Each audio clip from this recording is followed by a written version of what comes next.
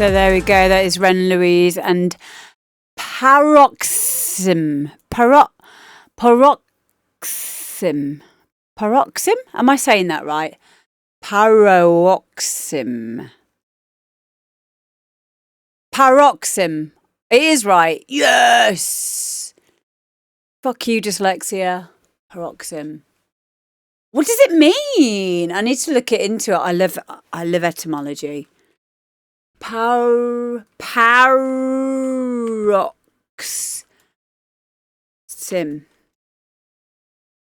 A sudden attack or outburst of a particular emotion or activity. What? I've never heard that word before. It couldn't suit the track better. Paroxsym. I love that. Wow. A sudden attack or outburst of a particular emotion or activity. Yeah, that really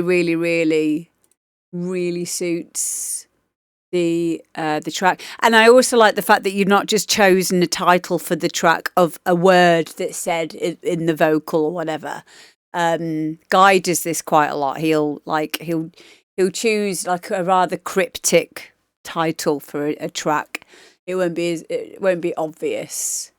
Whereas for me, if I had a vocal and the vocal went, yeah, get down, you can guarantee the name of the track will be Ambedy, yeah, in brackets, get down, exclamation mark. There you go. Ah! Two very different wolves. I love that. Paroxsym. Well, yeah, it does what it says on the tin. That's definitely an outburst of emotion, and even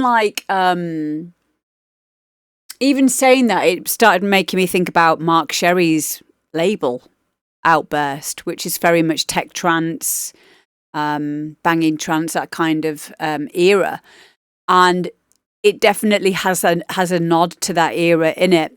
I liked what Gav Hobbs said, where he said it was different, but good different. And I think that's probably why it's done well in this hype chart, because I don't know about you guys, but I can get quite disillusioned very, very quickly when I go looking for trance, like new trance, either if I've been sent promos or if I have just gone on my own free will onto Beatport and started looking at things. Stuff can be very formulaic, cookie cutter, and similar, uniform, template, all of those things. And I felt that this definitely, I could tell you had no template. Ren, I could tell you had no template. No template needed.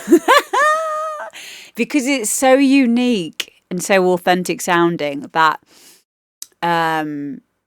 you could give someone this template, if like of the track that you'd made, they would not be able to make it sound the way that you've made this sound. Do you know what I mean? It's using templates. And when I say templates, we all have different understandings or value systems of what using a template means. For me, using a template is literally, I have the colours and the groups of my instruments on there. That's it. Nothing on my master, apart from span, a limiter which is switched off, and my bus groups are already set up, but there's nothing on the bus groups. There's nothing on the channels, on the mixer. If there is anything, it will just be a filter for transitional use, and that will be on my bus group. Some people, when they say template, they mean a full-on template, as in the tracks made, everything's laid out in an arrangement, and then they literally just change the kick or they change the hi-hats. So a limiter which is switched off is relatable. Yeah, I think, hello and welcome in Teeth Dubstep. I think it's important not to have a limiter on.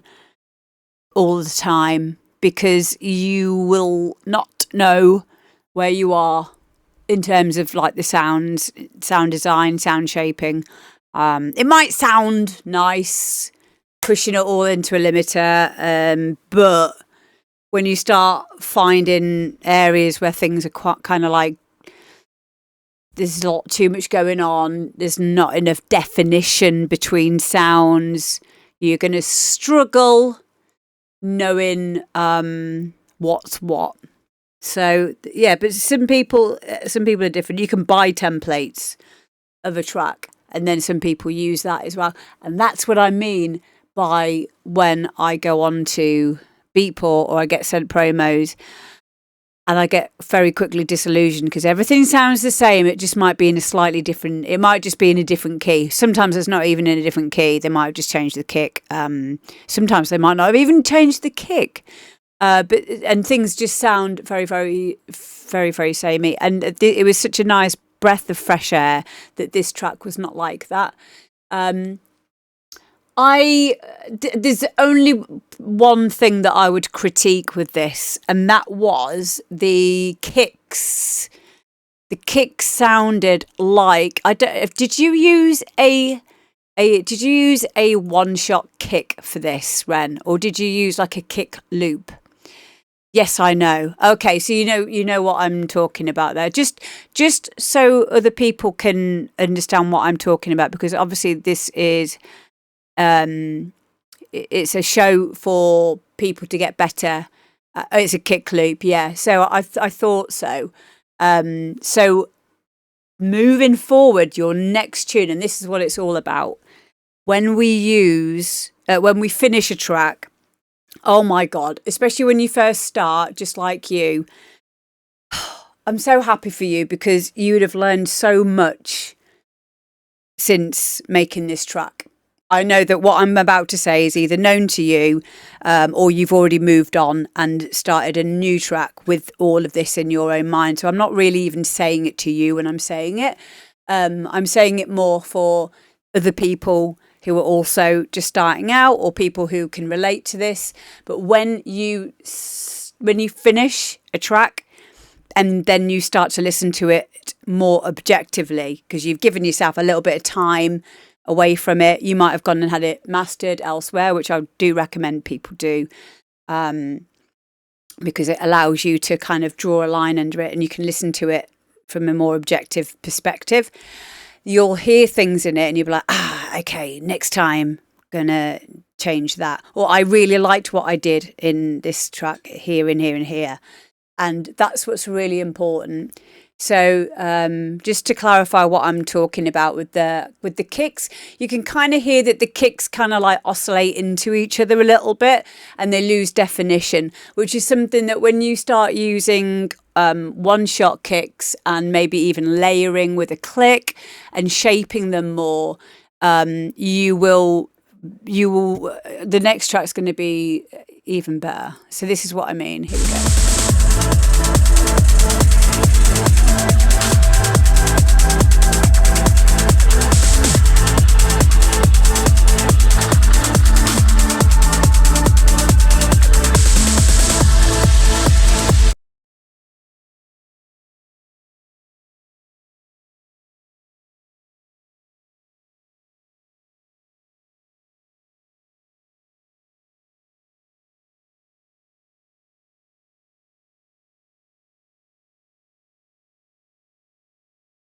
Sorry, was I muting myself then?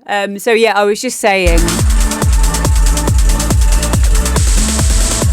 So yeah, you can hear it oscillating over itself. So when you come to do your next tune and when you use a one shot, probably with a bit more shaping of that kick and maybe a click over the top was what I was just saying there. While I was muted, you will have a lot less issue with with those sub and mid low frequencies. It is a very, very normal issue to have. Have you got a sub at home? on your monitors? Do you have monitors and a sub? Hello, Jim from West Sussex. How are you doing? Hi, Jim. Everyone say hello to Jim.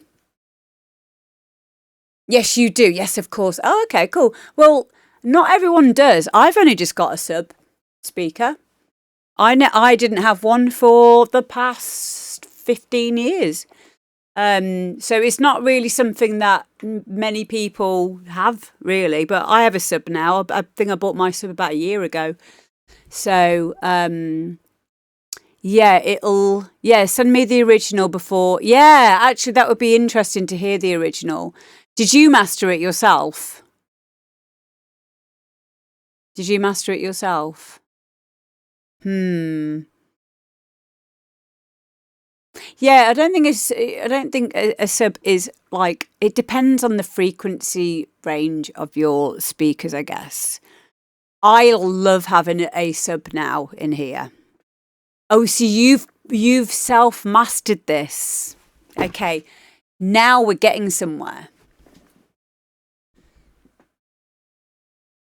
The levels drive me mad when producing. What do you mean the levels are driving you mad? Do you mean when you've got a sub on? Your sub shouldn't be overbearing. It should be there, but not heard, if that makes sense.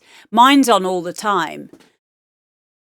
It's not like something that you'd want to switch off or you need to switch off. It's something that's on all the time, but it's balanced with the with my Mackies.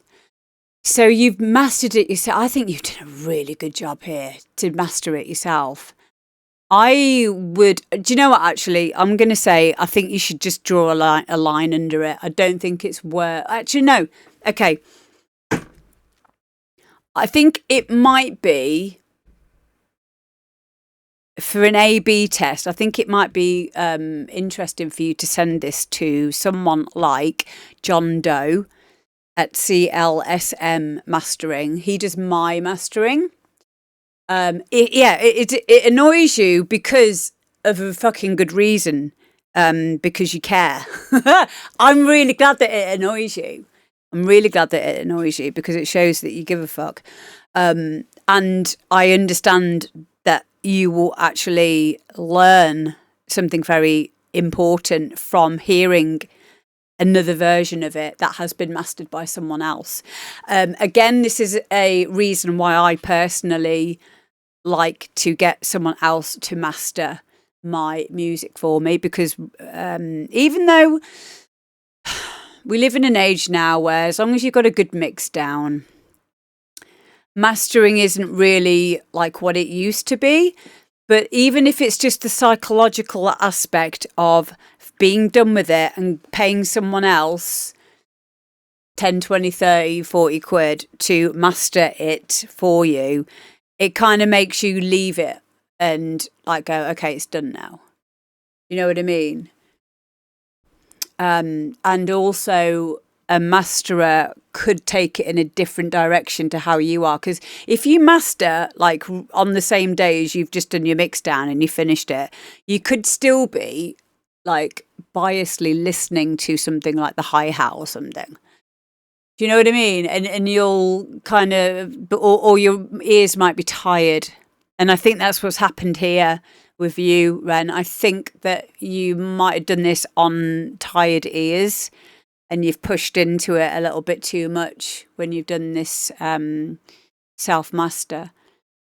I'm always worried about it not sounding how I want it. Can anyone else relate to that? Shall I tell her? Are you going to tell her?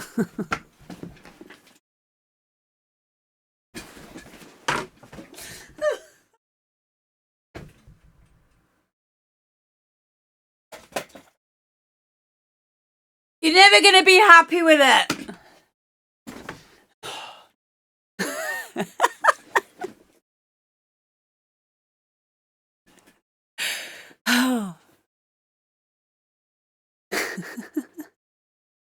Hi, Sam.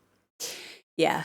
It's this. Welcome to fucking whatever we're doing. Everyone else's sounds fine. Why doesn't mine?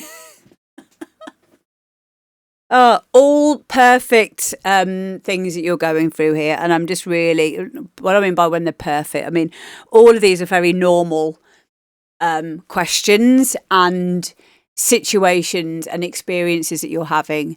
I want you to know that. I want you to know that this means you're on the right path. You're asking the right questions and you're doing the right things. So moving forward, definitely get somebody. Hello, Frank. Definitely get someone else to do a version of a master for you and then A/B it with yours. So, but yeah, really good first track. And yeah, just keep doing your thing, babe. I'm really, really proud of you. And once again, go and follow Ren over on Linktree. Make sure you're supporting each other. Thank you, gang. Next, we have got... I'm going to put Sam on next because I saw that Sam's in the chat.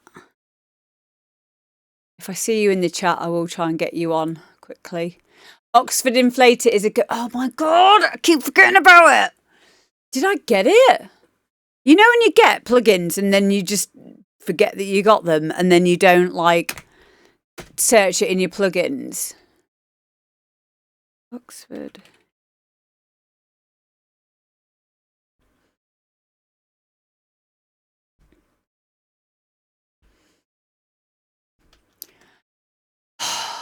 Oxford Ribbon, Oxford Condenser, Oxford Classic, Oxford Dynamic. No.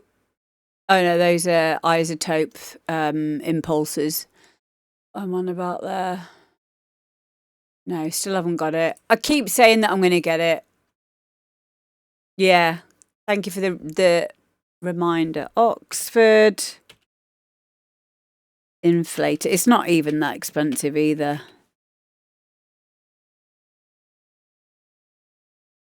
I'm a student again now. I should be able to get money off as well. Yes! Yes! Okay, Sam, you're up next. Here we go. This is a track called I Don't Know.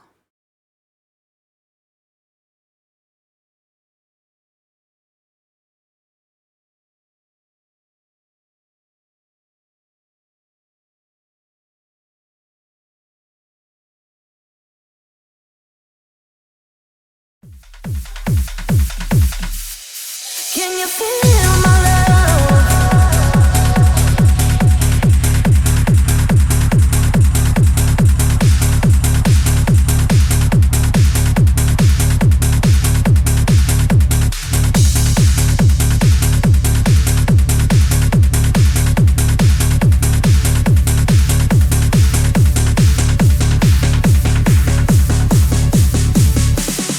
Can you feel my love?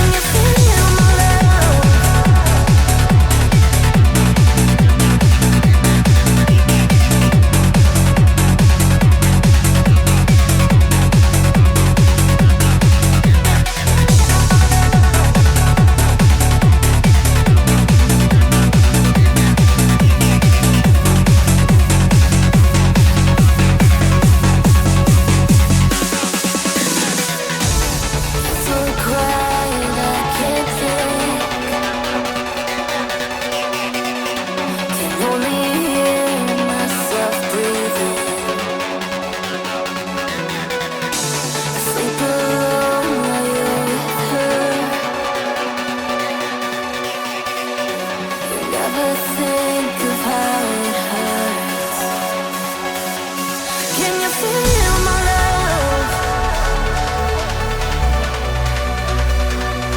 Out in the universe, out in the universe. I don't know where to go without you, without you. I don't know. I don't know where I'll go without you, without you. I don't know. I don't know who I am without you. I don't know. I don't know who I am without you. Come me, I'll never let you go. I'll never let you go. Never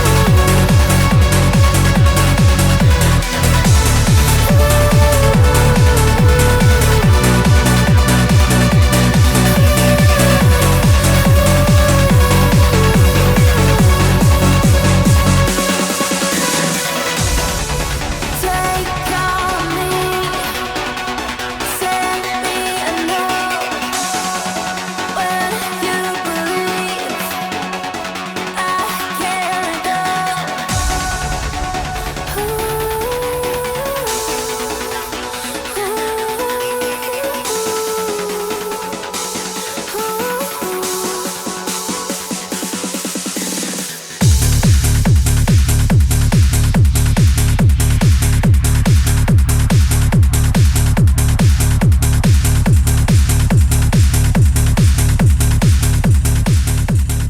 There we go. That is Sam Gifford. I don't know. I really like this. I love this style of kind of like the old nod to the Eurotrance dance kind of stuff. I like the harmonics in the bass line. Can you feel my love? My only worry is, before I got used to those harmonics in the bass line, when I first heard the "Can you feel my love?" Can you feel my love? Because of the harmonics in that bass line, it can sound like it's out of tune, even though I know it's not. It's the harmonics being driven in that bass line. I wonder if you could maybe start the track without having that vocal in. Can you feel my love? So it just comes in with that bass line. That's what made me, because it just made me, now that I'm used to it.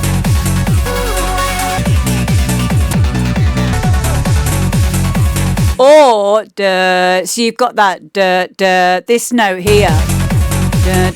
Can you feel my love? If you started with that note instead of the harmonic down the fifth, because you're starting low there, I would start it on the high one.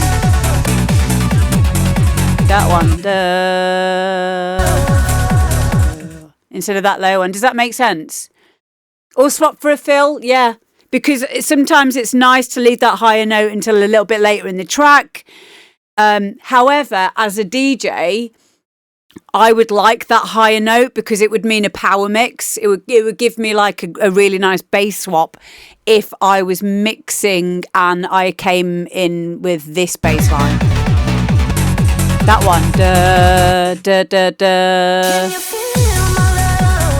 And maybe have that lower one, the lower fifth of the fifth harmonic of the root note on the outro. Thank you. Yeah, my singing's awful, but I'm just doing it as a place marker. That's the only thing that I can think of, really, that was sticking out to me as feeling a little bit. I love it though. Oh, those pads! Oh, and what a vocal as well. Fuck you, Rennie.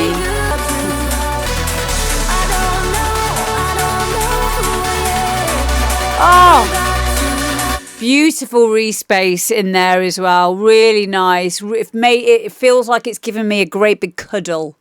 And that's what I love about that. Very wide, really nice.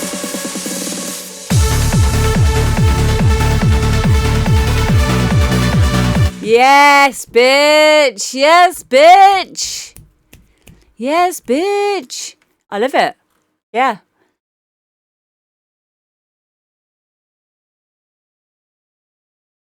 I really, really like it.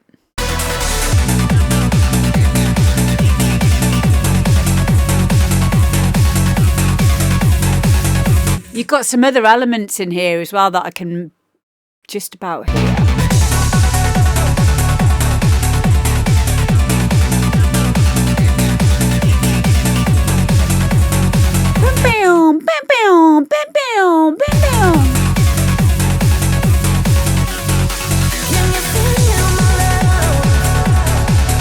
Yeah, I really like this.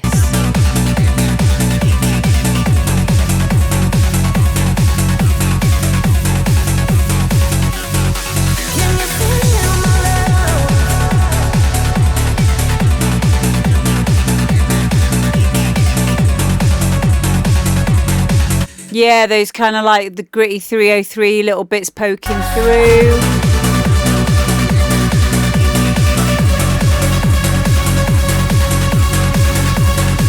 Oh, come on. The little inflections.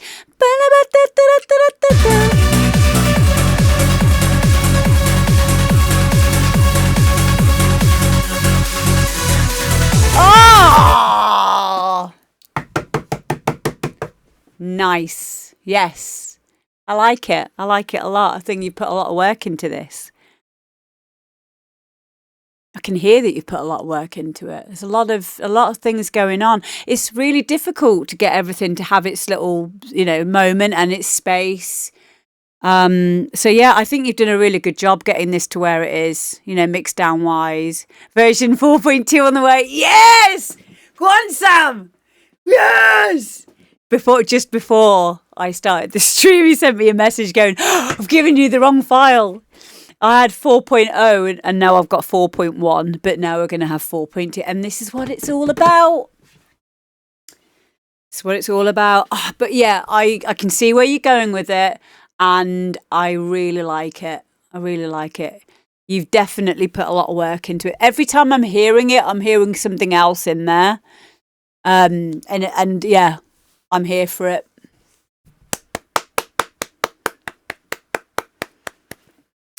Hello, Chris Nikon. How you doing? I'm so excited to see where you go with all of this, Sam. You're so cool. And here is Sam's SoundCloud. Go and give him a follow, please.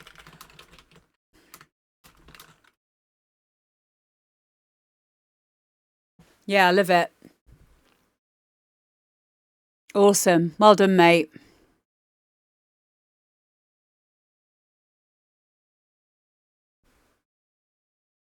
Next up, Ed Jones. Ed Jones is back.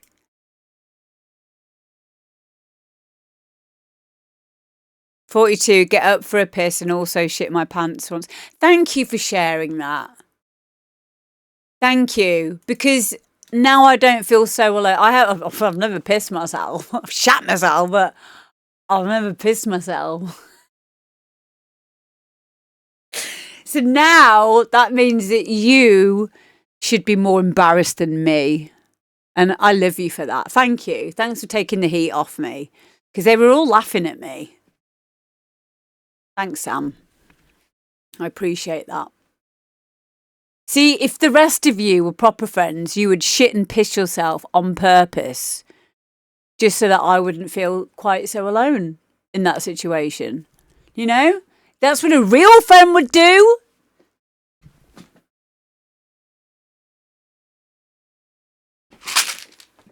Hey, anyway, maybe you're the stupid one. Stupid, because you didn't shit yourself. Look at you, normie norm. Imagine not shitting yourself. Oh my God. Lame.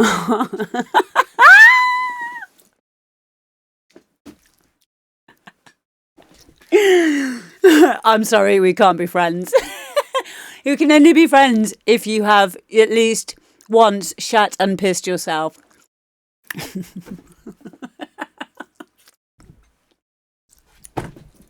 Welcome to anyone that's just got here.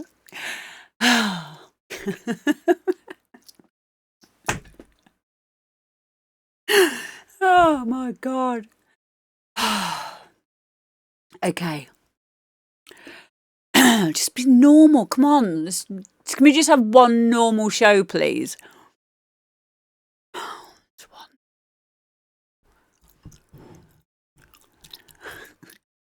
Hello, Cyber Steve. No, we can't. Exactly, we can't. We can't have a normal show because none of us are normal. It's just not going to happen, is it? I know that. You know that. No. Can you do that though? Are you able to do that? You know, like in that a normal situation. And how long can you do that for? Like act normal. Like, you know, until it gets too much. Do you get that Okay, so, you know, like, have you ever been in a situation where you're having a cup of tea and it's a really hot cup of tea and you'd never actually do it, but someone's talking to you? I've done this, like, a village fete or something like that. It started when I was really young. And I would just... In my mind, I'll be thinking, I could just throw this cup of tea over you right now. And just like, what would you do? Do you know what I mean? Like, you don't do it. You don't do it. See, what do they call it? Intrusive thoughts. But it's too much sometimes, isn't it? I act normal the whole day at work and I get exhausted when I get home. Yeah, masking, isn't it? They call it masking. Does anyone else have those things? Do you just see that your life is like you're watching it like as a film, like it's a film? You just be like,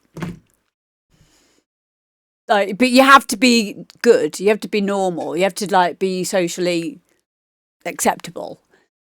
But in my mind, I'm just thinking, oh my God, like whatever it is, like having a cup of tea there and just thinking, and they're going, and I says to her, don't tell me like that, Madame Jamie, and the Merry at Christmas. And I'm thinking, oh, and I'm just thinking I could just throw this in your face and then I wouldn't have to talk to you anymore.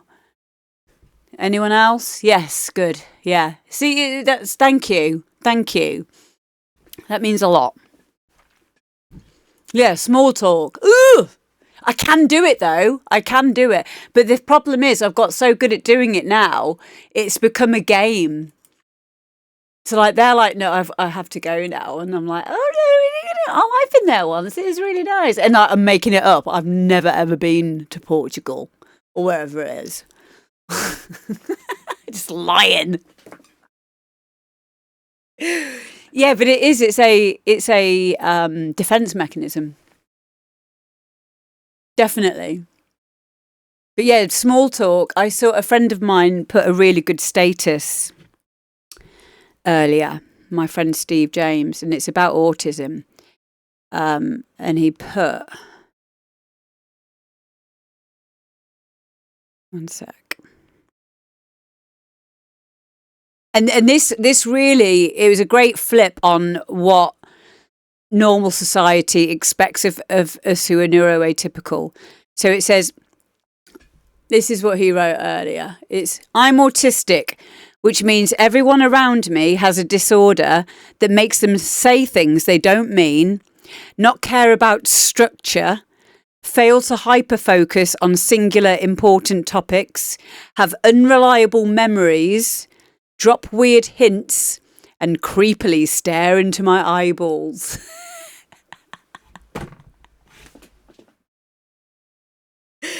That's perfect, isn't it? Oh, mother of three with autism. Yeah, well, it's. I don't want to say it's a superpower, because I know that can trigger some people. I think when you find your thing, your jam, it can definitely be a superpower, but it's absolutely not until that point. And it's so good that we live in an age now where people can be a little bit more understanding. Yeah, we do see things different. I was adamant that I was completely normal. I know, and the more that I've done live streaming, and the more that I have become like myself, and I'd say within the last 5 years, my masking has pretty much gone down to zero now. I have a little bit of it, but not much. Like, what I'm like here is exactly what I'm like when I'm not streaming, exactly the same. Probably slightly less talkative when I'm off stream, because obviously it's just me, but I'm very much the same. But it's really nice. It's a relief, definitely. So yeah, I think that we should definitely harness that energy and be creative with it, and for other people to be a little bit more understanding. And like I say, I think it's really good that we live in an age now where we're not just being away with the fairies, or got ants in our pants, or seem distracted all the time, or could do better if they applied themselves better, or all the shit that we used to get in our school reports. We just learn different. And I'm a good example of that. I'm now doing my master's in music production, whereas normal school life, even though I found it, we were talking about it on my stream last night, I didn't do any revision. I passed everything, because it was just copying stuff, wasn't it? It was just remembering things. I didn't learn anything though. So, and it doesn't matter if you're high functioning or you have learning difficulties with it. It doesn't really matter. When you find something that you're into, like music, then you're going to be fine. So there you go. Thank you for coming to my TED Talk. Thanks for tolerating me, by the way, gang, because I know that you know that, thanks. Anyway, let's move on. Ed Jones. Oh my God. This is the name of his tune, which is very ironic. This song is called No Interruptions.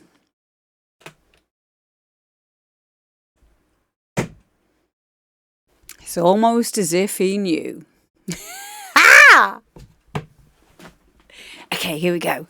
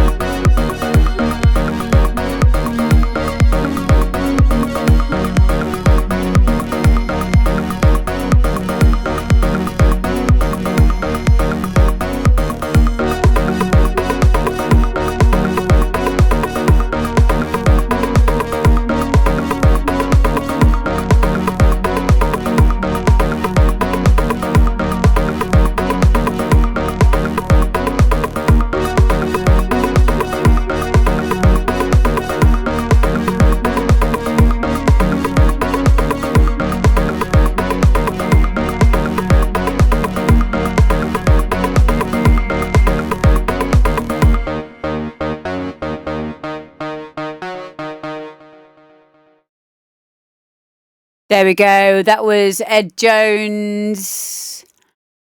Just pause that. I wrote quite a lot of things down that I want to discuss about this tune. And this is why I wanted you to have this track listened to on the show. Because, like I said before, yes, we absolutely will take tracks that are finished, that are out already, because I want to support you guys with your finished music that's already out there, or go and buy it, or go and stream it, whatever. But also, this is a kind of a track where Ed is at a stage now where he is, you're probably quite used to what's going on with your DAW. You have a few favourite methods, workflows, synths.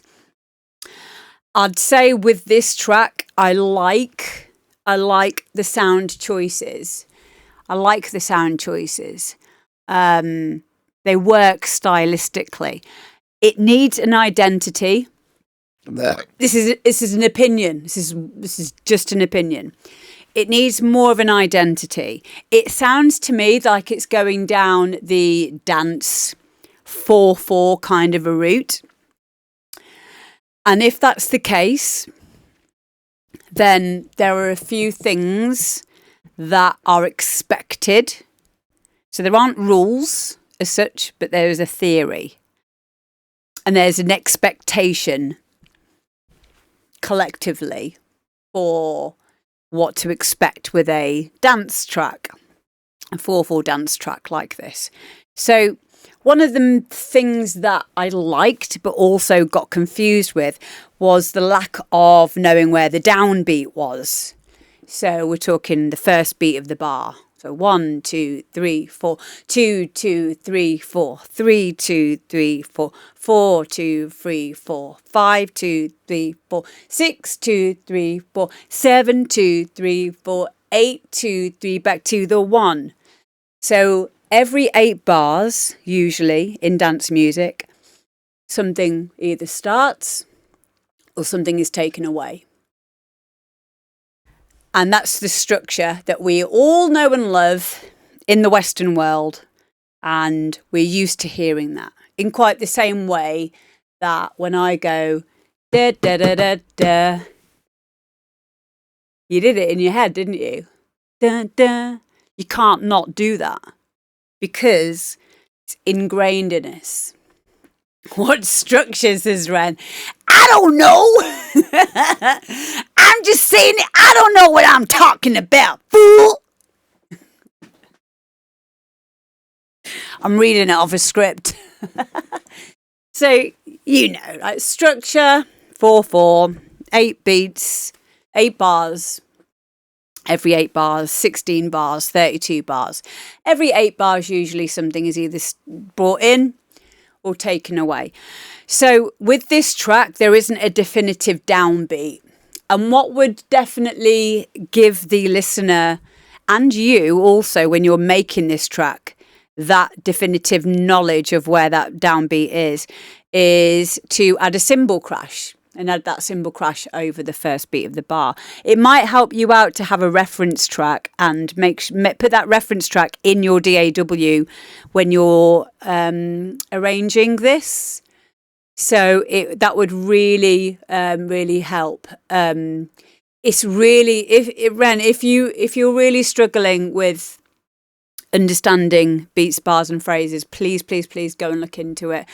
It will be the one thing that is going to unconfuse you, especially when doing your, do you know, because I'm just going back to what you told me how you've made this track. So you said that you use an Ableton. So if you use an Ableton in session view, and what's the other view we've got?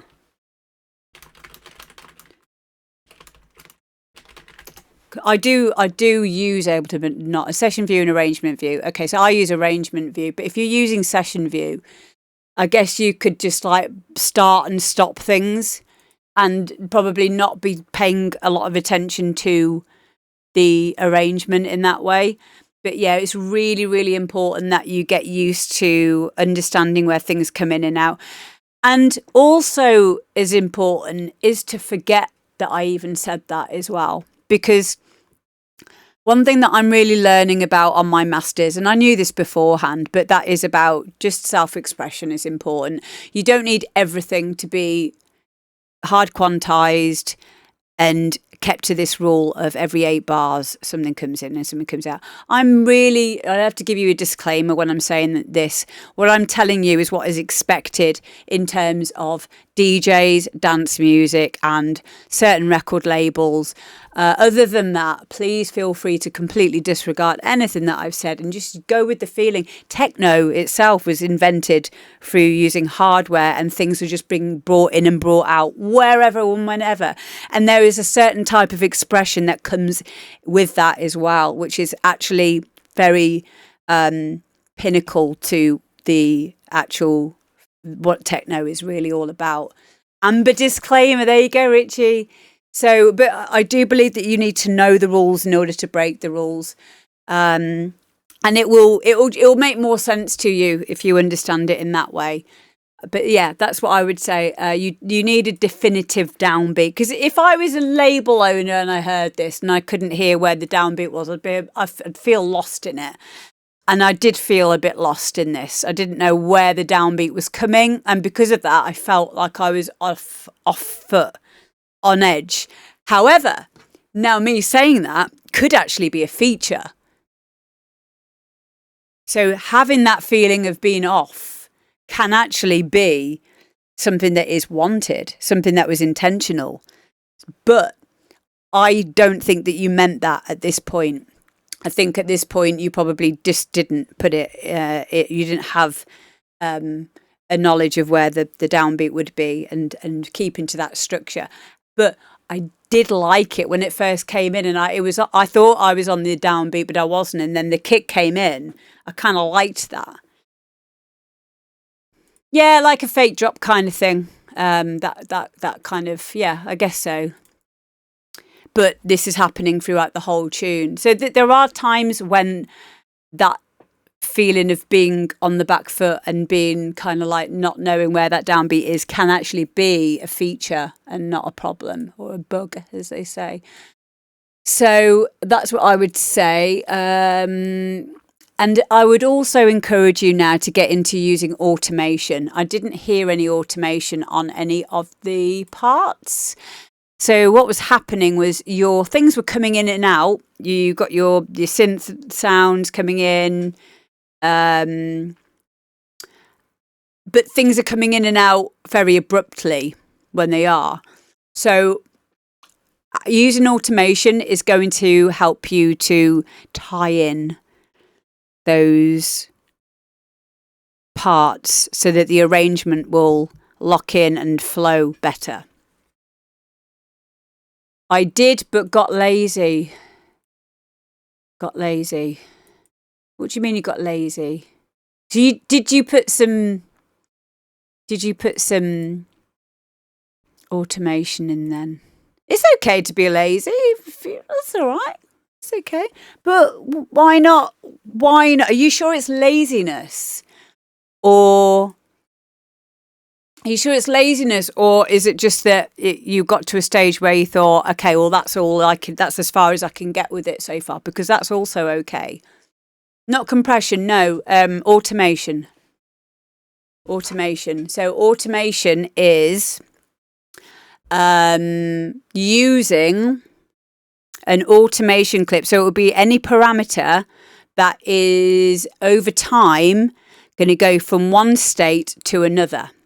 So, for example, on the mixer, if you were going to use a filter automation, you could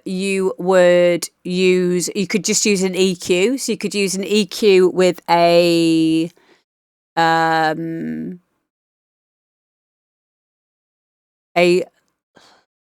say it the right way around. A high pass filter that will when it's off, everything's coming through. And then when you move up through the frequencies, it will go whoosh. Yeah. And that's like the most normal, the most used transitional kind of a filter. So you'd use automation. What DAW are you using, Ed? Because that will help. Not an LFO. Well, yeah, but you're probably on about LFO Tool, aren't you?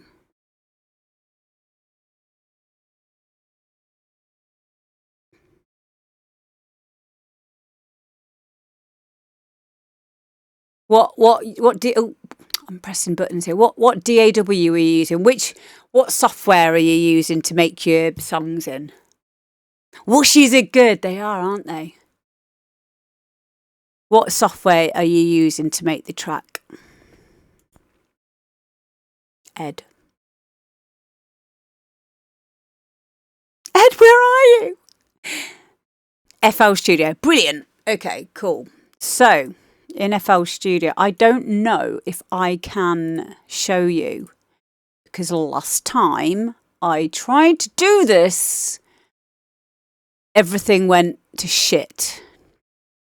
So, instead of me, I'm just going to try it. If it goes off, just stay where you are. So I'm just starting up FL Studio.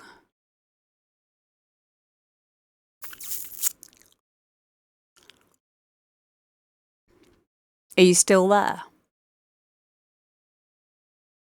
I think you are, aren't you? I'll just show you quickly. Okay. File. Open.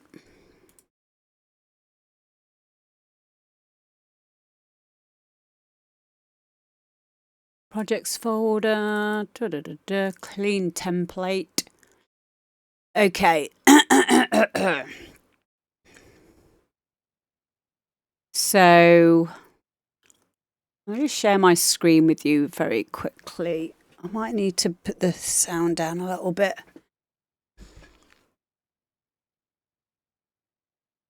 We'll just leave it going through desktop audio for now. So what I mean by automation is... Hello, fat man. How you doing? What you doing? Where's my... Oh, it's display capture. Okay. So you won't see me for a second.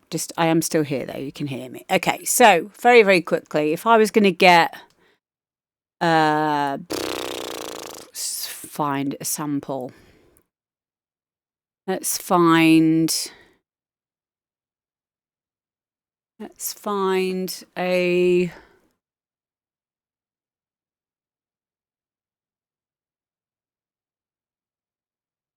Let's find a sample. Let's find something that I've done. Ruff. Oh, where's the... Oh, it's midis. I don't want midis.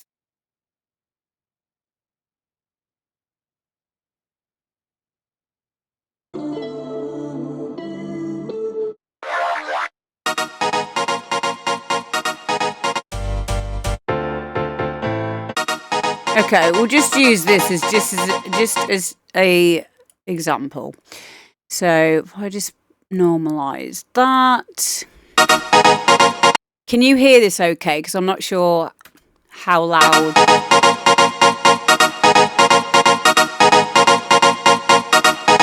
Okay, cool. Okay, so I'm just going to time stretch it so that it's pissing me off.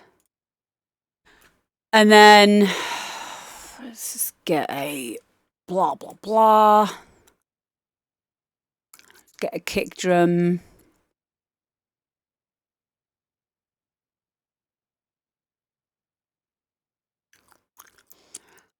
Let's find a kick drum. Bass drums.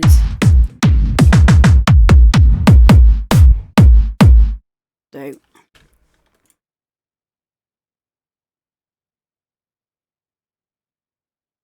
Okay.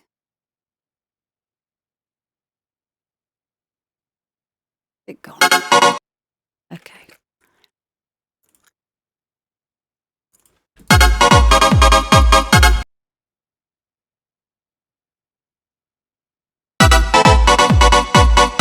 So just got a kick, and then I've just got this sound over the top of it. I'll just put the sound of the kick up a little bit. So what I'm going to do is I'm going to put this little key stab thing on a channel, and then I'm going to add a Pro Q3. I'm going to make sure that you can see this by not detaching it. So you should be able to see that now. Can you see that? You can't see it. What? Fuck's sake. Sorry about that. Can you see FL Studio? And can you see Pro Q? Can you see Pro Q? Okay, cool. So this is an EQ, same as any EQ, but it also will act as a high pass filter of sorts. So we put in a low cut. Can you hear how that is making the sound get higher up and higher up? So there's no of the bass information, and then it goes all the way up to the top and then down. And that's what I mean by using automation for transitions. So what I will do then is I will wiggle this button like this. So I click it and I wiggle it, and then I go up here to Tools, Last Tweaked, and then Create Automation Clip. And I click on there, and now I've got an automation clip that has created itself in the playlist. So here we go. And then I've got a little node down here, which is at the bottom, and then it's going to go up to the top and then back down again. And we're going to listen to how that's made the sound.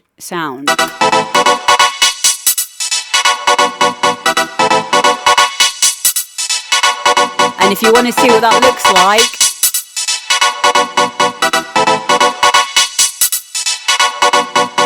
so that is what I mean by using automation to either introduce sounds or create movement.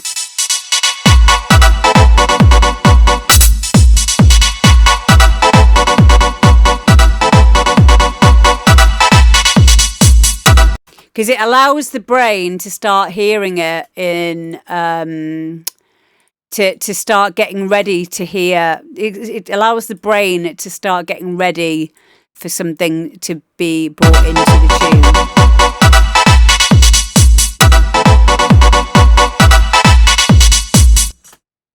tune. Ignore that nasty click on the end. I don't know where that's coming from.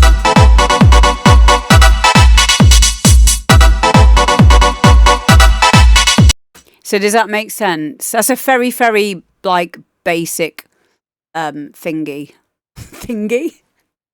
It's a very basic overview of what automation is. But I really would recommend that you look into using automation on your music now, Ed, because it will take you up to the next level now. What you've done is great so far, but it's got to a point now. I know, who doesn't love a thingy? It's getting to a point now where it's just sounding too samey or too static, should I say. Funny, because my mate was showing me this yesterday, but it couldn't sink in. It took me a while. It's just allowing your mind to work in a different way. And once you get your head around it and you learn the steps of how to do auto, because this is why I wanted to clarify about whether or not you're just being lazy, which I did not believe for a second, or you were just unsure. So it's really important. It's a vulnerable place to be when we make music. All of us are at different levels. But I knew when you said that it was because you were being lazy that wasn't it. It's just that you just need to have someone there to help you learn, or watch some tutorials on it, or of course ask us questions. So, but yeah, you can. There is an LFO that you can use as in the sampler, in Fruity Sampler, that will create movement as well, as Boise says. But I would hold out on learning about that until you just understand the fundamentals of using automation clips in FL Studio. And once you're happy with doing that, then move on to using LFOs and using the filter envelopes, using volume envelopes, that kind of thing. Yeah. I didn't think you meant lazy. Well, I'm glad that we got to the bottom of it. And I hope that was helpful. Like I said, it's just me trying to show you something as simply and quickly as possible.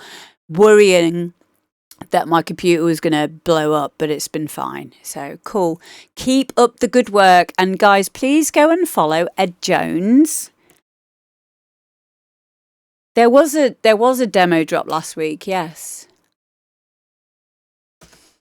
But we didn't do it on Tuesday, did we? We did it on like Thursday because I've been so busy. I'm glad, Ed. I'm glad that it's helped you out. It might be something that's really simple to other people, but I promise you, it blew my mind when I first started learning about automation. And then it's not just automation clips, there's also edit events as well. And then you might put automation on the wrong thing, and then you'd be like, why is that changing, and what clip was it on? And you'll go through all of this stuff.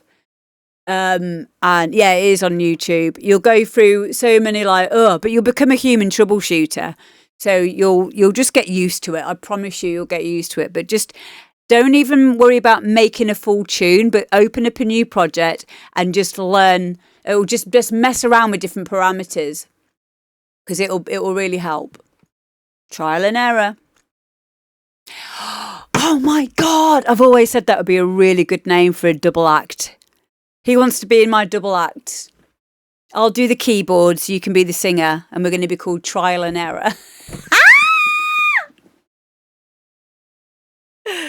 Yay! Fat Man, you're in. Gav, you're in. Brilliant. Everything I know is trial and error. Everything. And that's why you want to learn it yourself, because when things go to shit, you want to know what happened. I'll be the error. I think we all want to be error, don't we? I definitely want to be error. Awesome. Okay, next up, the Ruff mate. Let's do your one next.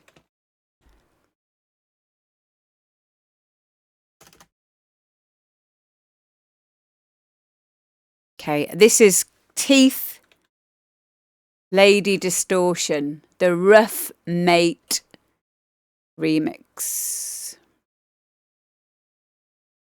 Yeah.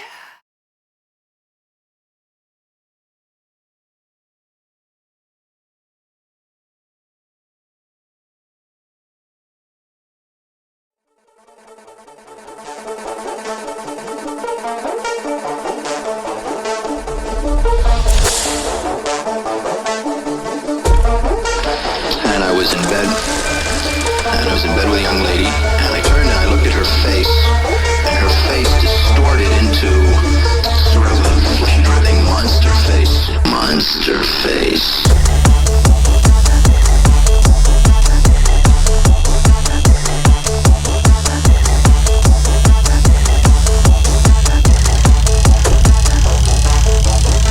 Features became drawn and like jowls hung, and she grew fangs, and I quickly turned my head away.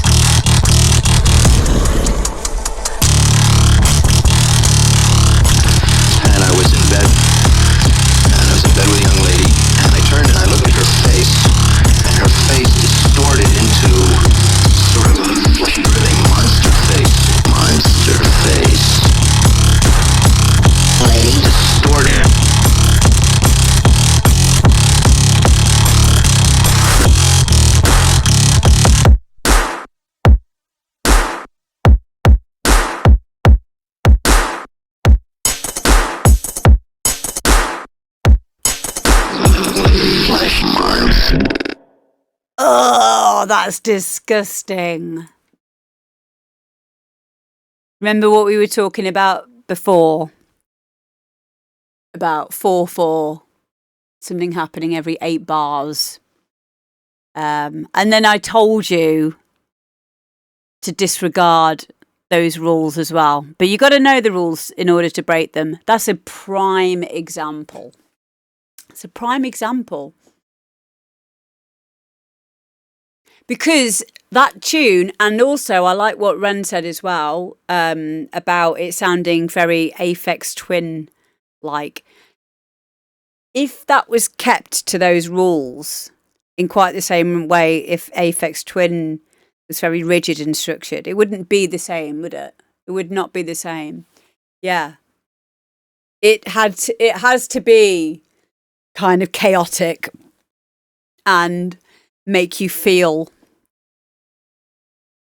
off balanced, because that all plays into, subconsciously, it all plays into that feeling. Isn't it wonderful how it's not just about the sounds that we use, it's how we use them. It's where they're arranged, how they, when they come in. And there are so many levels to this. This is what I love about doing my masters, because when I hear you guys' music, I'm so open to things in a way that I probably never would have been many years ago. I wouldn't have understood what I was listening to, because of being so disciplined and regimented in, oh, well, it's supposed to be this way or that way. I just really like this. Thank you, Teeth Dubstep. Thank you. I've got all the tracks in for today, but thank you for sending it in. If you can do me a favour, because I get sent so many tracks in, you've sent it to this, blah, blah, blah. Make sure you send me a message on YouTube, not YouTube. Please send me a message on Facebook or on Instagram on a Tuesday before 4 p.m, and just tell me that you've sent an email in. This is my email address and this is the name of the track, and then I will put it on that day, because I get sent so many that I prioritise the people who message me on Tuesdays and say, look, I really want it on. So if you want me to play it next week, just hammer me with a message or a few messages on Tuesday next week, and I will make sure that it's on. Thanks, mate, and welcome. It's nice to have a new person here. Yes. Yeah, well, it works. It honestly, people worry that they're going to annoy me, and it couldn't be further than the truth.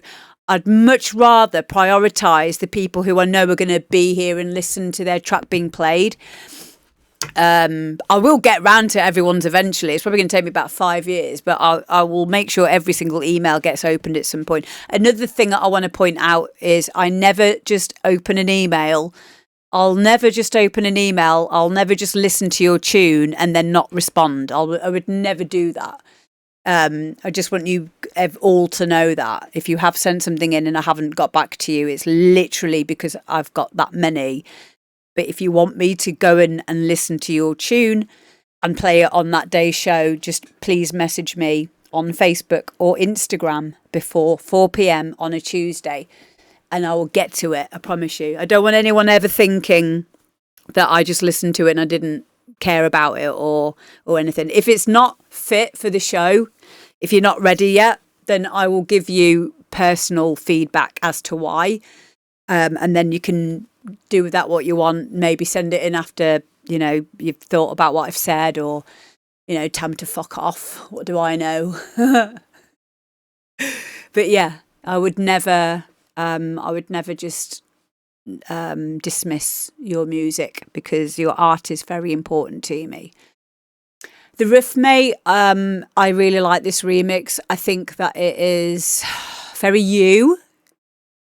Really nice textures in there.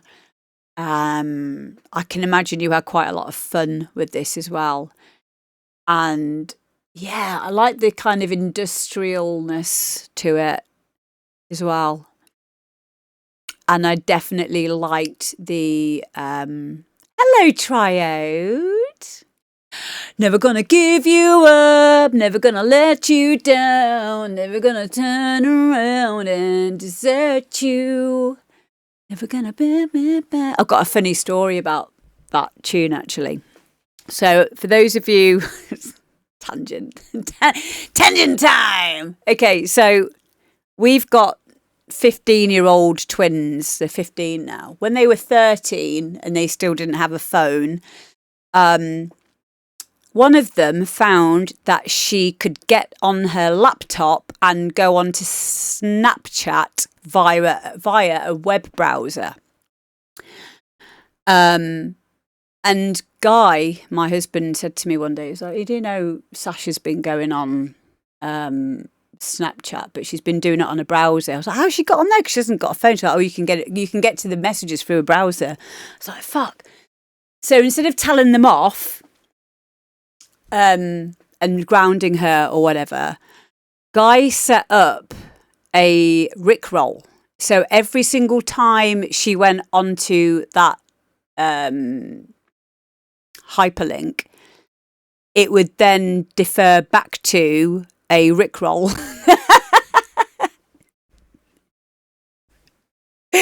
So every single time that she was going on to it was on Chrome.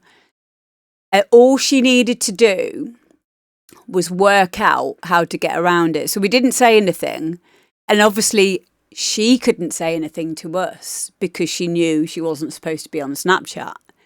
So this went on for a while, and we were monitoring it, and we were like, all she needs to do is think to use another browser like Edge, Firefox, and just to see, it's kind of like getting them to be sneaky.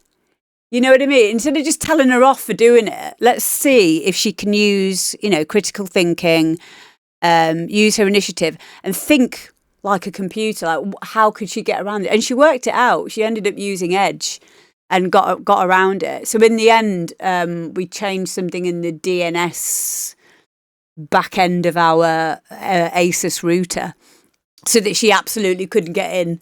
But it was really good to play this kind of like cat and mouse kind of thing with her. But yeah, I just thought that was quite good parenting to, instead of just telling them off, seeing if they would, use their initiative and kind of work it out. And she did. She worked it out. But I thought that it was, fair fucking play. So yeah, now she just needs to, there you go. But the thing is, Lady Laser, I would be so proud of her if she looked into that and worked it out. Another double-edged sword, we introduced India to ChatGPT. And now she's ChatGPTing everything, like everything. We can see all the browser history stuff. She knows that we can see it all. But like asking it to do her homework and stuff, and we're like, no, what have we done? She's going to buy a VPN. Oh my God, she might do. Yeah. Well, we'll see, won't we? We'll see. I think kids need to get away with some things. I think it's really important that you allow them some grace, bit of privacy. We certainly don't check up all the time, but if we're getting a feeling that we should, then we do. But yeah, I think it's really interesting being a parent to young girls in a technological age. Especially with me and my partner being tech savvy as well. They like you pick your battles. I would love that for her triode. I really would. I would love that for her. They don't. Thing is, they're getting to that age now where, like, when I was a kid, I was geeky kid. I was bullied. Didn't have many friends. I found solace in music and computers from a young age. Working out how to ping people's computers, how to open up their disk tray in AOL chat rooms, and going into control panel and looking through like host files, etc., drivers, regedit, you know, and messing around with stuff. Like that was fun for me. But the thing is, I don't know if you guys have noticed this. So we have like the millennials who were like, we were brought up with computers. We remember a time when we didn't have computers, and then we did have them. But we also know how to troubleshoot computers. But before that, like the boomers, no idea. They weren't really born knowing how to do stuff. And then the millennials, we had them. And then but we also know how to troubleshoot computers and do stuff. But then what we're having now is there is now a new, is it the alpha generation, where computers have got that clever that they can self-diagnose, fix themselves, so that the people who are using them, aka like my kids' age, they're not using their brains again. I don't think they are teaching coding still, Ren. I think coding's kind of like maybe being phased out from my layman's knowledge of it, because of ChatGPT being able to do it in quite the same way that if something went wrong with my car when I was 16, 17, I would fix my own car. Like if the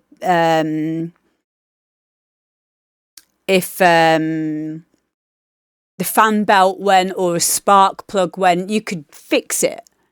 You could do that yourself. But now everything's diagnostic tools. You get an error light, you have to take it to a garage, and the garage will put in a laptop and then do diagnostics on it. It's like we are kind of being phased out of using our brains in that way. That kind of scares me a little bit. They will teach them how to control AI. Yeah, I think so. I don't have a fear-based mindset with it, but I just think it will be different. I would like to get them to kind of like understand how to fix computers and stuff, but it has to be that there is a thing is car hacking. Yes, there is. Oh my God, this is so true. Hang on, where is it? So for my car now, okay, my key's upstairs. I used to have an actual key, right, for my car.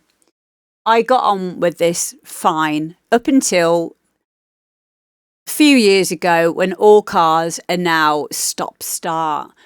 And I have to put my key fob, in a fucking Faraday cage wallet everywhere I go, because if I leave that near my front door, someone can use a device that will unlock my car. It will have the code in this device.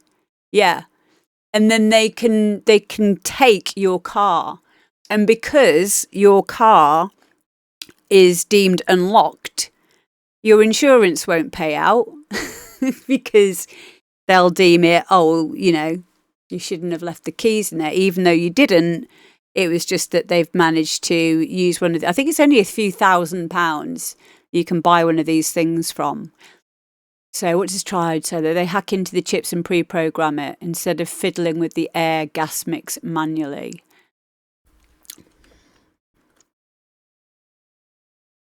Yeah, so maybe that's the same thing as what I know about then, that has been happening in the UK. Yeah, it's crazy. But it's the same with any coding. There's always like decoding, isn't there? That's been since the beginning of time. And now that we've got quantum computing, how is that going to change things, you know, security level wise? I feel kids will just learn different stuff, and it's easier to learn with the internet. Yeah. You can't be bored, can you? I mean, I think being bored is actually a good thing sometimes. It's okay to be bored. I think you shouldn't always be, you know, doing stuff all the time. But I'm so happy that I live in an age where I can just jump on YouTube and find out about mid-side compression and get a review for a fridge that I thought about buying. You know what I mean? or get onto Twitch and go and watch someone talk about music production for 5 hours, which could have been 2 hours, but she went on 5 tangents. Yeah, I love that. This is why we don't watch TV. We haven't watched TV for 13, 14 years now. No TV. It's literally YouTube or Twitch. Because I don't sit down and play and watch TV. I'm either playing Genshin Impact, or I'm making music, or I'm learning about making music, or I'm talking about making music. Sometimes feeding my kids. Oh shit. I'm only joking. They're fine. Yeah, there's nothing on TV anymore. Like, I think passive watching of TV is very bad for you anyway. It's good to be aware of things that are happening in the world, but filling your head full of dark imaginings on the daily by watching the news will give you a very skewed view of really what's going on. We are not designed to hold the weight of the world on our shoulders. As long as we can get through this world and leave it a little bit better than it was when we got here, then that's all we need to do. You know, like Triode has made this amazing Now Playing app, and then Now Playing 2. He wouldn't have made that if he was fucking wanking over the news at 10. Worried about politics? Would you? Nope. Triode says, I just discovered Absolutely Fabulous. Oh my God, I'm so jealous. I think I've watched every single episode of AbFab. So good. So good. But yeah, we've got to have our blinkers on, guys. We've got to have our blinkers on. You've got to... less distractions. Okay? Shh. I even cancelled my Netflix account the other day, subscription. I've been a Netflix user since 2014. But I hardly ever use it anyway. The only time I watch it is if I'm watching stand-up comedy, but they're all on YouTube anyway, so... But yeah, anyway. Enjoy your AbFab Triode. Can we get a shout out, please, for Triode? Thank you. Next up, we have got General Bounce and Rob Tissera. Get Up, Stand Up, but this is the DJ Kambel remix, so you know it's going to be good. I'm binging British TV shows. Oh, I'm so happy for you. Have you watched Bottom? What other ones? UK guys. Oh, The Mighty Boosh. Yes! Yes!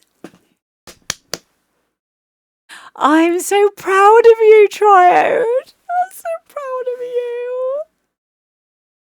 IT Crowd, yeah. Bottom was brilliant. Faulty Towers. I used to get stoned. I remember doing Hot Knives. We used to do Hot Knives and Bucket Bongs, and then watch Faulty Towers in the early 2000s. That was a fun time. Yeah, Faulty Towers was awesome. But yeah, AbFab, awesome. Basil. Doctor Who. Oh, I never got into Doctor Who. Do you know what it is? Because as a child, I was really scared by the exterminate. It really scared me, and then it put me off. But yeah, AbFab, brilliant. Yeah, Men Behaving Badly is great. Yes, some of it is. Oh, Little Britain. Oh my God! You gotta watch Little Britain. Oh, if you want a really cool one as well, Brass Eye. Brass Eye. I think it's all one word. Oh, Alan Partridge as well. Brass Eye was, it pretended to be a documentary, but it wasn't really. They were just fucking taking the piss. So they would go and find like Z-list celebrities, and they would pretend that they were like raising money for. There was a thing of they were raising money because an elephant had its trunk stuck up its anus, and Paul Daniels, who is a very well-known magician, and his wife Debbie McGee, they fell for it, and it's just really funny because they're like they just kind of like, come on, let's help get that trunk out. And then they had Wolf from Gladiator doing it as well. Oh my god! And then they were on about cake. Cake was like cake was slang for ecstasy pills, and they had Bernard Manning on there. I mean, some of it might get lost in translation because these are people who are like known in the UK. It's a fucking disgrace. These fucking kids using cake, taking drugs. Fucking disgrace. Oh, it was just so good. It's if you like Ali G, you'll like Brass Eye. It's very, very similar to that. But yeah. Yeah, let us know how you get on, babe. Awesome. Okay, so next up, DJ Kambel remix of General Bounce and Rob Tissera, Get Up, Stand Up.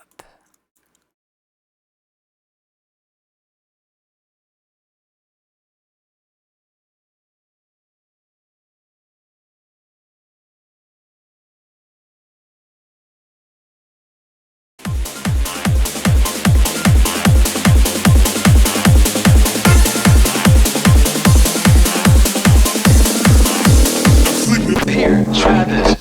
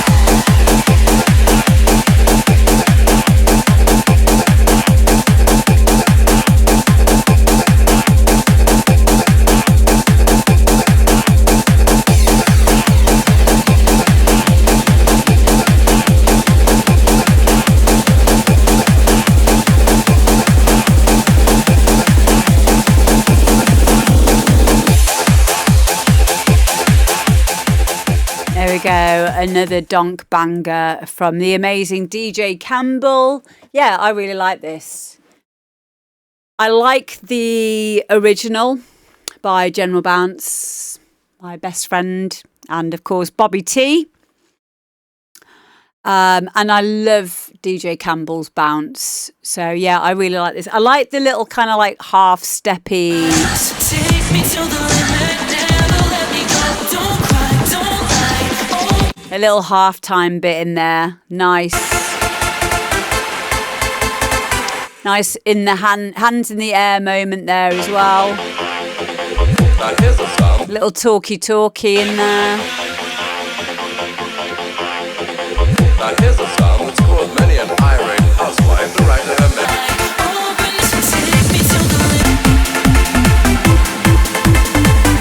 Nice little organ FM synth in there. And then of course your offbeat bass line, donk, if you will. Really nice. Nicely balanced.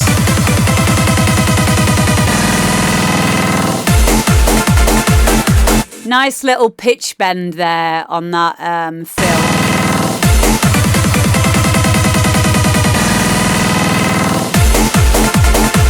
See, that's automation, Ed, if you're still there.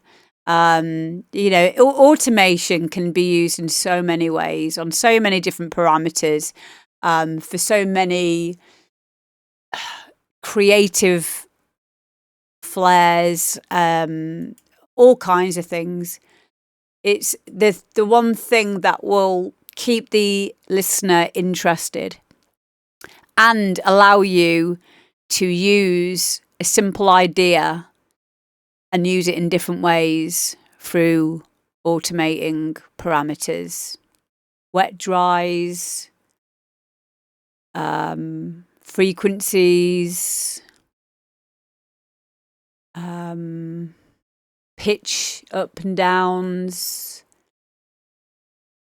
You could even, if it was a vocal, you could automate the formant after pitching something up or down. There's too many things. You couldn't even shake a stick at all the things that you can do with automation. But it just gives you those little subtle ear candy moments, which when you put it all together, make a track sound okay, and yeah. And you'll get a lot of a sense of achievement out of it as well. Yeah, it's definitely, I'd be lost without automation. You just need more people, wouldn't you? You just have to all do it. Like, you'd have to just do it live constantly. That's what they used to do. You used to, oh my God, back in the day, you would have someone that would like literally automate the volume all the way through a recording on 8-track DAT recording. So, when you hear like the vocals peeking over the guitars or the guitars having their moment, all of that would have been back in there. All of that would have been done by the mixing engineer. You'd have someone doing that. That would be their job. Then you'd have your composition, songwriter, masterer, engineer, producer, creative producer, singer, session singer. Everyone would have their little job. And now everyone needs to do all of it. No, not everyone. You need to do all of the jobs. So, yeah, give yourself a break. Stop trying to do everything. Just at least get someone else to do the mastering bit. That's what I reckon. But yeah, I'm not learning mastering. I know enough about mastering, right, to know that I can't do it. I think it's okay to self-master in most instances to begin with. And I think naturally, once you've done that, and you've progressed yourself, and your ears are always changing as well. So your mix downs, the ones that you did a year ago, the ones that you did 2 years ago, maybe even the ones that you did a few months ago, depending on how much music you're finishing, you will hear things very, very, very differently. And you'll get to a point where you'll probably have the sound really low. I have my my monitors extremely low, so I can hear better. Not fucking rah. If I have things really loud, I know what's the point?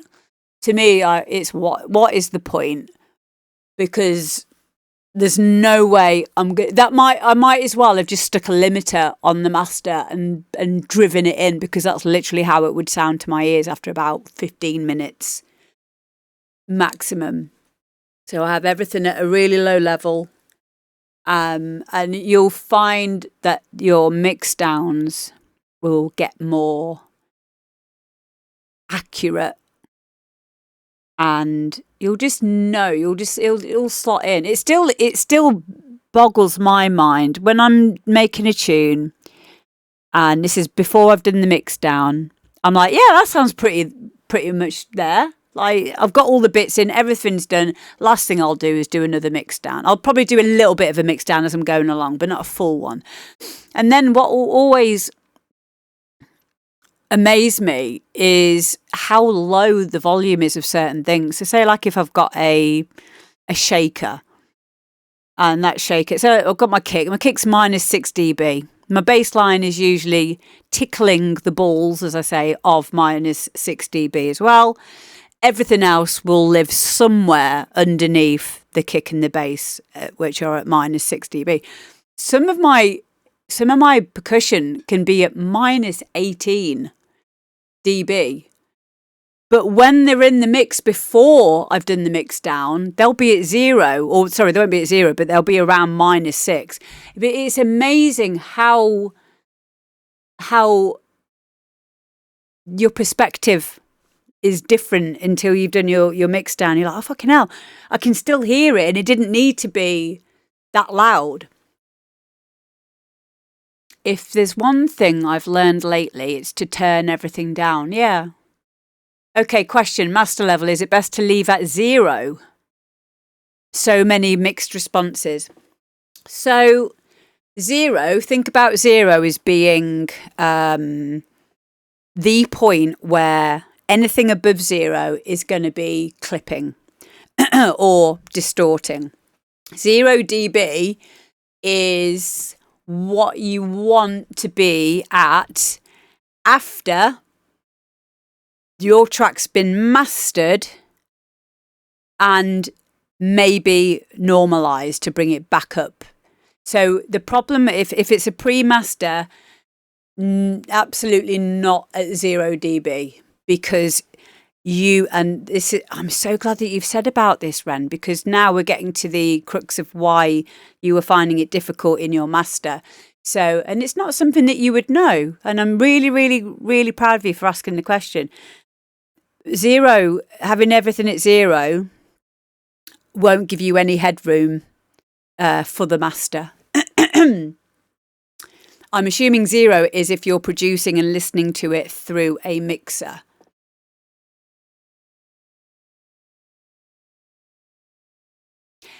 Yes, so 0 would be what she's on about there. I am assuming is on the master channel in the mixer, it's coming up at 0.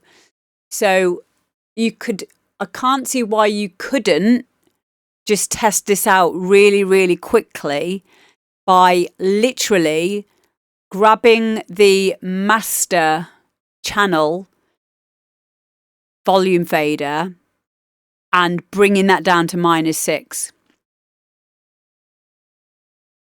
And then re-render it.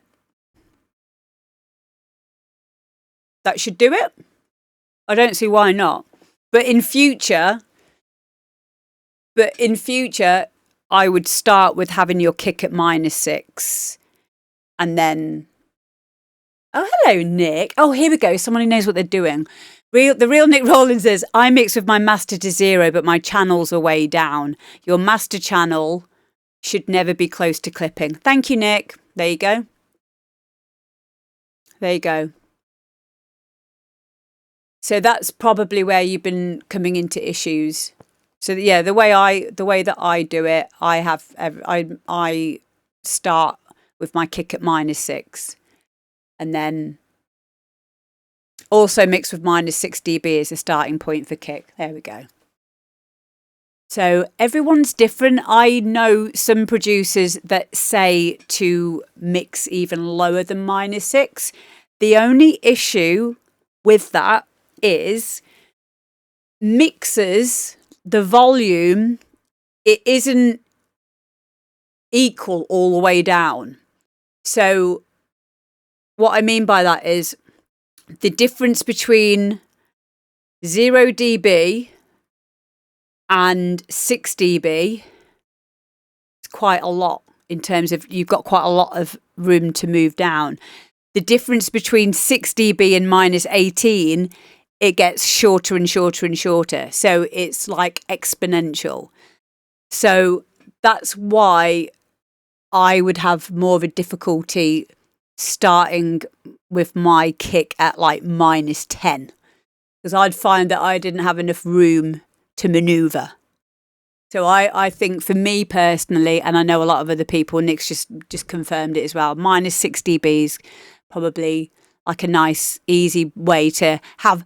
You guaranteed that you're going to have enough headroom. Well, you're not guaranteed because you might not, but I'd say that 6 dB is quite a good amount. But you want to be ending it with nothing going above 6 dB. If it is, stop, go back again, start off with your kick, check it, make sure that it is at -6 dB. Check on your bass line, not just the bass line on one note, but check it on all of the notes, because some frequencies might push it up, or it could even bring it down, and you could be getting a loss there as well. And then that's a good way where you can then check for any phasing issues, anywhere where the sound might be jumping up in volume, and there might be two things going over the top of each other. But yeah, it's all a learning curve. But yeah, that would make sense as to why you were having struggles with the mix down and your mastering. Again, all the correct problems to be having.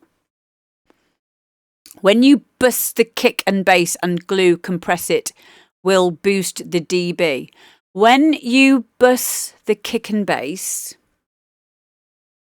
and glue compress it, it will boost the dB. Might do. Might reduce it as well, depending on your settings. I don't bust my kick and bass. Yeah, gain adjust. There we go. When making and mixing the tune, I put a utility on my master, turned up to 6 dB. Yeah, quite a few people have said about this. Up to 6 dB, and then when I bounce down for the master, I turn the utility back to 0 dB. As long as that's not running into a limiter or anything, I don't see why that would be an issue. Because when it's playing back, isn't it playing back in 32-bit floating anyway, to stop it from having any clipping issues? That might be an issue. That might be a factor. Sometimes to bus or not to bus. Sometimes I bus, sometimes not. I don't use any compression on stuff, you know. I always forget. Like, I think if it doesn't need it, I don't bother with it. If I am using compression, it might be on a bass layer, like to keep things like balanced. Not on the full bass, but maybe on like a layer of the bass. Get a taxi instead, said Richie. You silly. But isn't it interesting how everyone has different ways of doing things? Buswanger. Yes. Oh, brilliant. Oh. compress everything. Yes. If you are going to compress and you're not sure what you're doing, though, 2-to-1 ratio will be a safe way of doing it. And yeah, I used to use glue compress. The problem is, I found with it, I couldn't work out, like, I wanted it to sound good without having any glue compression. But I got so into that I forgot to put any compression or any glue or bus compression on again. So actually I might go and have another listen to what things sound like with it on, because it might be something I want to introduce again. Compress to impress. Yes. Yes. But yeah, I don't. It's one of those things, isn't it? When you find something that you like the sound of, you end up doing it on everything, which kind of defeats the object. Saturation. Putting saturation on everything defeats the object. Compressing everything defeats the object. You'd have to have no dynamics. Depends. It's completely situational, though, isn't it? Misusing compression can cause more damage than anything else. Losing punch, etc. Exactly.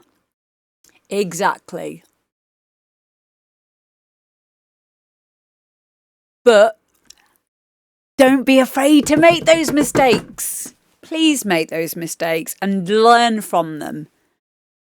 Learn from them. Don't be scared. Just because we're saying don't do this and don't do that and do it from -6 dB or whatever, just find out why we're saying that. And then be happy to ignore it and do what you want to do as well. Because it's the best way to fucking learn, is to just do what you were going to do anyway. But if you're getting stuck, please do ask, because we'll be like, oh yeah, I remember doing this. I remember when I put sausage fattener on everything 6 times. Sounded mint, actually. Then someone said, don't do that. And I was like, oh, okay. Yeah, do what you want. Yeah, exactly what Boise said. It's all subjective, really. As long as you know what tools you're using, what the tools you are using are for. Couldn't have said it better. Definitely. Just know what it's doing to the sound. Next up, Matt Damon. No, this isn't Matt Damon. Matt Damon. This is Matt Damon. I wonder if that was intentional. Matt, are you in the chat? Matt. I wonder if you're old enough to know who Matt Damon was. Matt Damon. And this is a track called Thermal.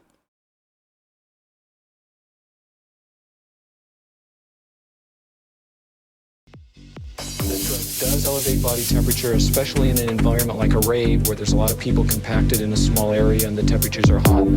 The ecstasy interferes with the body's ability to adjust to surrounding temperature, and so you get hyperthermia.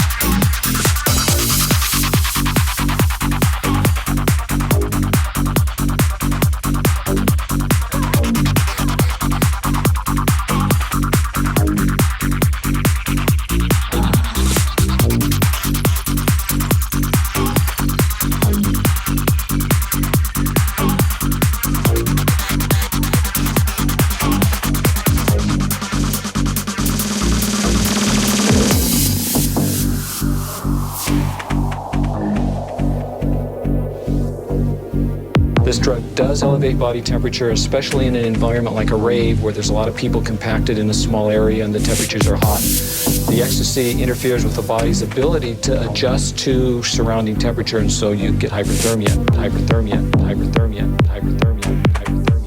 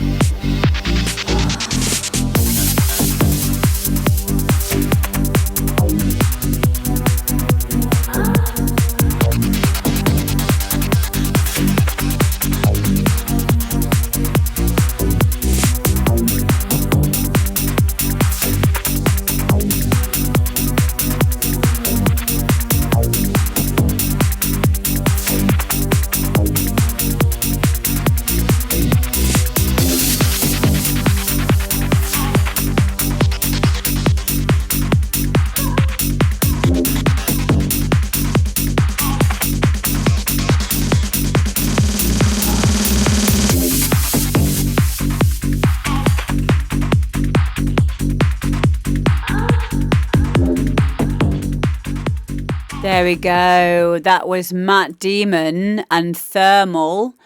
So yeah, a nice techno psytrance-esque dance tune. I like the direction that this is going in.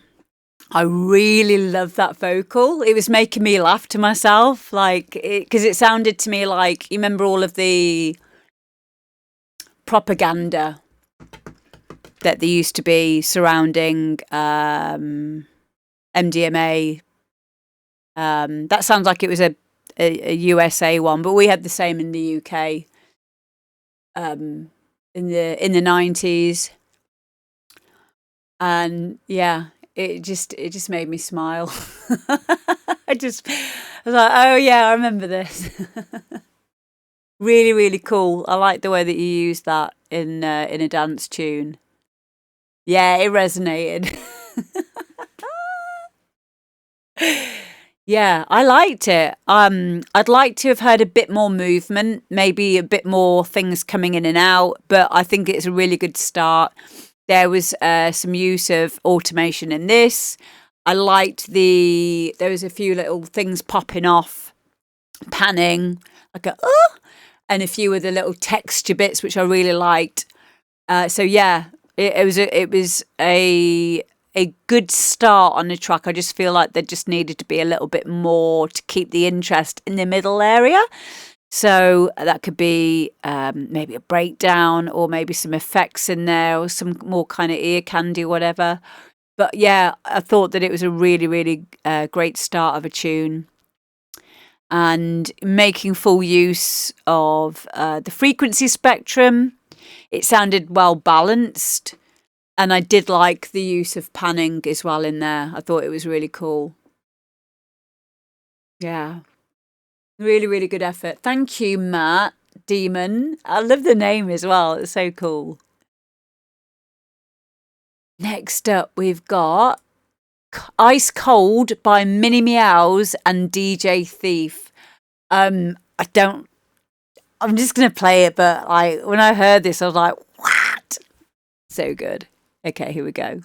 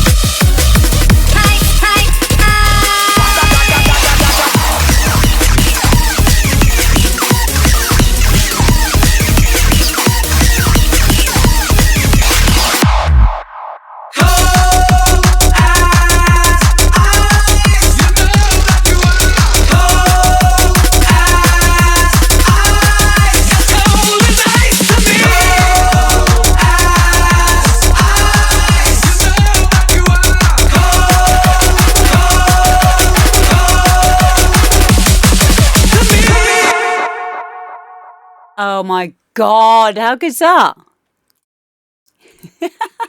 Hello, Control 4, hope you're well. Yeah.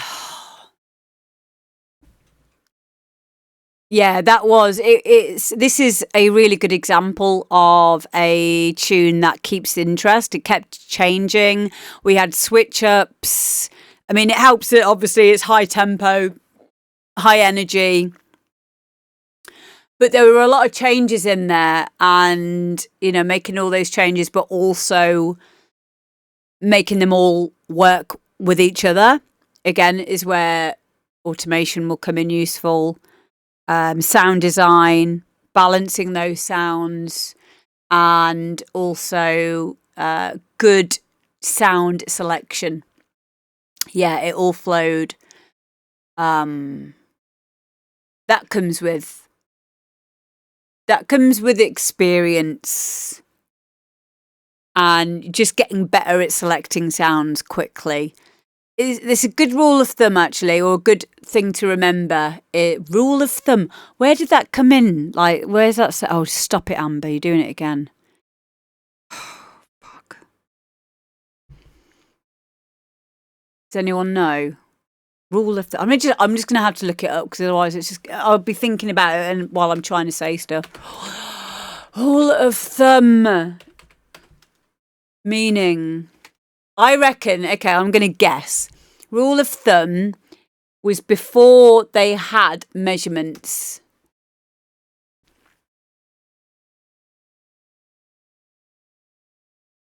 Why do they call it the rule of thumb?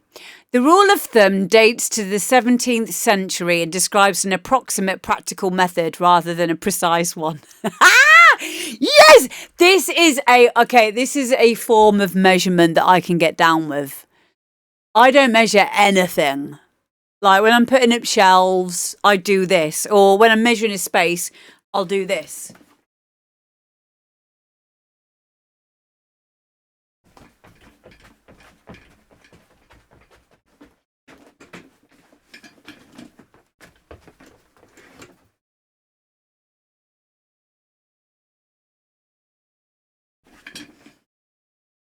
That's my way of measuring. That's my rule of thumb.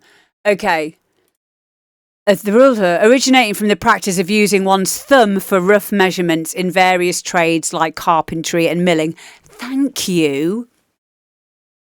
See? I'm not being lazy. I'm being traditional.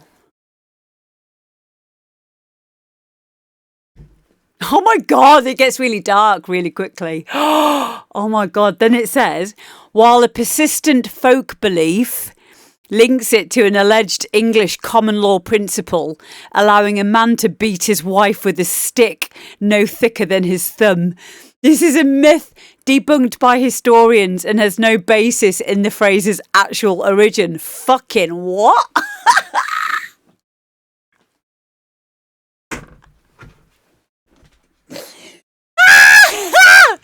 Jesus Christ.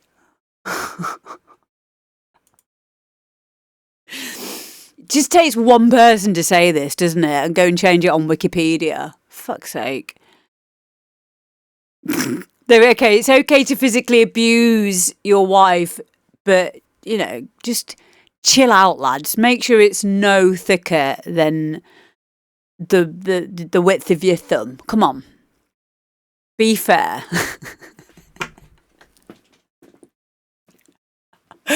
Oh, the people are peopling, aren't they? Wow. Never seen the movie Boondock Saints? No. No. Yeah, you can only beat your missus with a stick as big as your penis, and you've got a pencil dick. Twiggy. Oh, yeah, but anyway, what the fuck was I going on about? I really could do with like an instant rewind in my mind. Why was I talking about rule of thumb?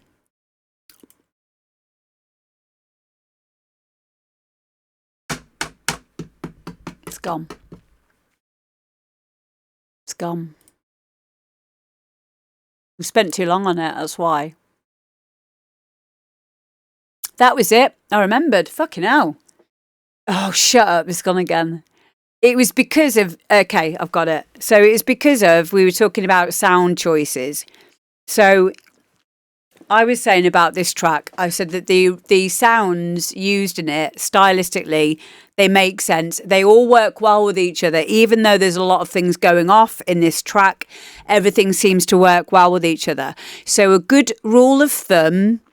or a good thing to think about when we are struggling to get things to work is don't try to make it work. Don't, if it's not fitting, be prepared to let it go, because sometimes if we get too caught up in something, there's a lot of emotional and time investment in that sound, and it could be to the detriment of your entire project. If it's not working, fuck it off. That isn't to say to do that straight away, at least try. But if it's finding that you're spending too much time on it, at least save a version and then get rid of whatever sound that was, because it could end up making it not work. You know what I mean? Cool. And you'll also find that certain stuff that you weren't able to get to fit, you will be able to find a way to get them to fit as your skill set improves, which is also quite cool. But yeah, I love that one. Thank you very, very much, you guys, for sending it in. Did I give you their YouTube? Go and check out the video as well, because there's a whole fucking video to this tune. And the video is awesome. I love it. Next up, Sean Williams. And this is a track called Paralysed.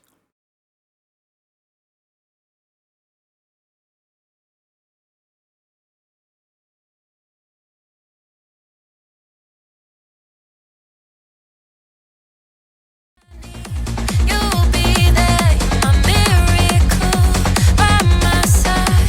You're the tonic for the high. I can feel the shivers down my spine. I can hear these voices in my mind.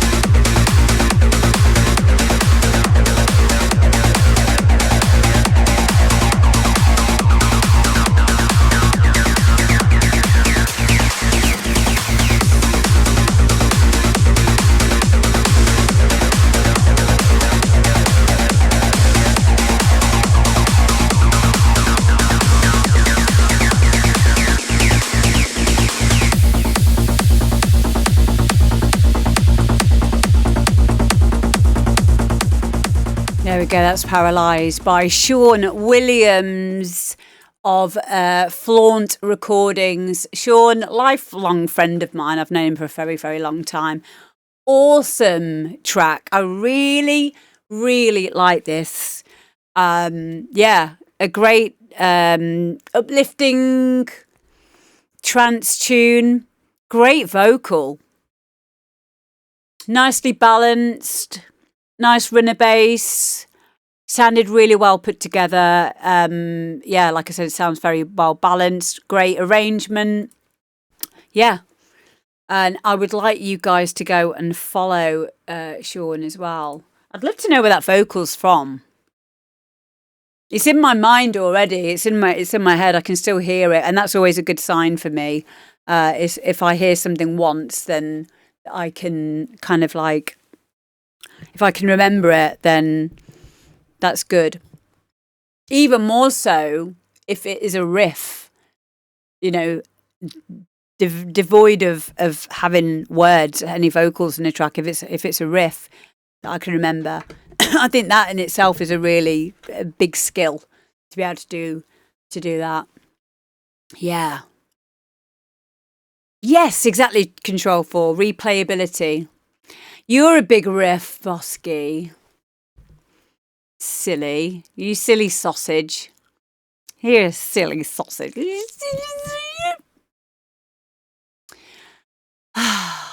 You are rough, yes. Yes. But you're our silly rough sausage. So there. And we wouldn't have you any other way. What did I used to say at after parties just to wind people? It would always, I'd only ever do this to someone that I didn't like if they were pissing me off. I'd say, in a Welsh accent, I'd say, do you know what? I don't care about what everyone else says about you, all right? I think you're okay. They're like, what? It's all right. Don't worry about what they say about you. I think you're all right.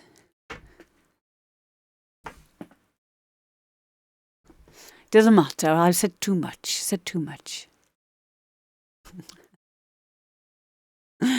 Oh, I hope you feel better soon, Bosky. Then you throw something at them. Oh my God, if we just become best friends. Me and you on the sesh, babe, it would have been hilarious. Oh my God. Do you know what I did once years ago? It wasn't even my house. It was someone else's house. I was doing their head in that much, but they were being really polite, that they went out of their own kitchen, their own living room, and then slowly shuffled into the kitchen and then slowly closed the door behind them. So what I was doing was, me and my mate Jackie, we found a keyboard. So this person whose house it was, they had a keyboard. Like, I can never go on your keyboard. And they're like, oh, do you have to? Because it's really loud. I'm like, no, I'll never go on it. There was a girl like in the corner just having a whale of a time. She thought I was amazing. And I made up this song called Oh, Oh, Lovely Coconut. And I was really proud of it. So it was like, sitting on the ocean, the breeze, down there's the trees. Oh, lovely coconut. And it was like a tropical beat to it and stuff. And you got the chords going on and everything. I was getting proper into it. And then even like this girl who's on she's proper spangled on this sofa the other side of the living room. I'm like, getting to the chorus and then pointing at her. Oh, lovely coconut. And she'd say coconut. And then I got so into it that even at the end of it, instead of just stopping the song, I faded it out. So I went, oh, lovely coconut. To look round thinking like everyone's going to applaud me. I looked round, I was like, where's everyone gone? And then I saw the last bit of the kitchen door just go, eek, and then it closed.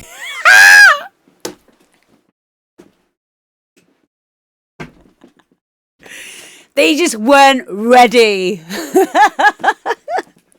Just like, that's what I would be like at after parties. I would always be creative. And it really annoyed me that people would just want to like talk shit. Oh, I don't mind talking shit, but like, you know, like just slagging people off and stuff. Like, I'm not. My defense mechanism to that is to just grab something, make up a rap song, get the keyboards out, you know, and be creative and do something fun with that time. Because I find those moments were so precious to me.